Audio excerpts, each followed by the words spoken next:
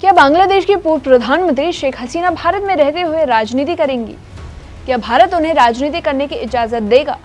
और बांग्लादेश की ओर से भेजे गए प्रत्यर्पण अनुरोध यानी एक्स्ट्राडिशन रिक्वेस्ट पर भारत का क्या रुख है?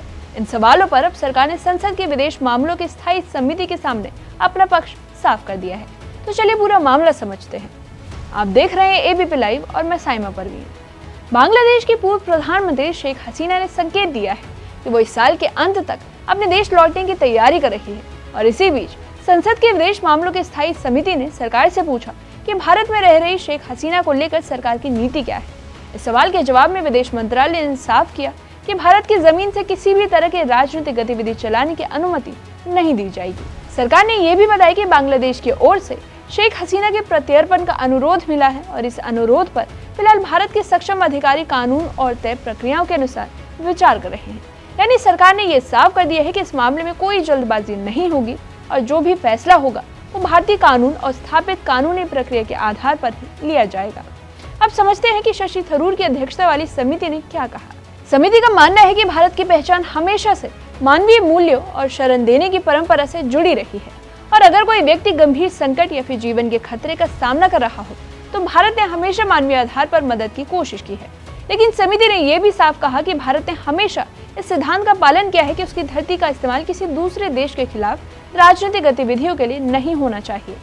समिति ने अपनी रिपोर्ट में सरकार को सलाह दी कि इस तरह के मामलों में ह्यूमैनिटेरियन पर्सपेक्टिव और सेंसिटिविटी दोनों बनाए रखी जाए। यानी जरूरतमंद व्यक्ति को सुरक्षा देना एक बात है, लेकिन साथ ही ये भी सुनिश्चित करना जरूरी है कि इससे किसी दूसरे देश के साथ संबंधों पर तनाव पैदा न हो। रिपोर्ट में शेख हसीना के मुद्दे के साथ साथ कई अहम मुद्दे भी शामिल थे।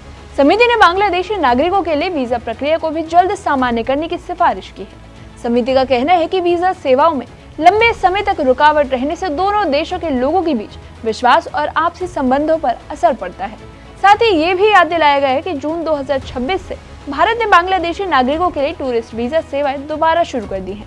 समिति ने भारत और बांग्लादेश के बीच 1996 में हुई गंगा जल संधि का भी जिक्र किया। क्योंकि समझौता इस साल समाप्त होने वाला है, इसलिए समिति ने सरकार से आग्रह किया है कि वो समय रहते ढाका के साथ नई बातचीत शुरू कर दे। अगर पूरे घटनाक्रम को देखें तो सरकार का संदेश काफी साफ है। भारत मानवीय आधार पर शरण देने की अपनी परंपरा को जारी रखेगा, लेकिन अपनी धरती का इस्तेमाल किसी दूसरे देश की राजनीति के लिए नहीं होने देगा। वहीं दूसरी ओर भारत बांग्लादेश संबंधों को मजबूत बनाए रखने के लिए वीजा, जल समझौते और कूटनीतिक संवाद जैसे मुद्दों पर भी समान रूप से ध्यान दिया जाएगा।